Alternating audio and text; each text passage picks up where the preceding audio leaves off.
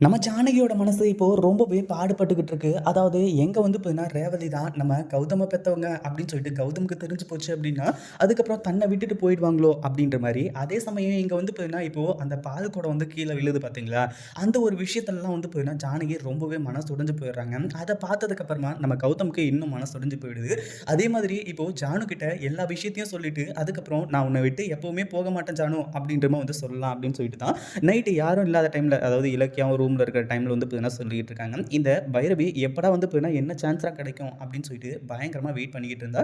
இப்போ நம்ம கௌதம் வந்துட்டு ஜானகி கிட்ட வந்து பார்த்தீங்கன்னா இந்த மாரி தான் ரேவதி தான் என்ன பெத்த அம்மா அப்படின்னு சொல்லிட்டு எனக்கு தெரிஞ்சிடுச்சு.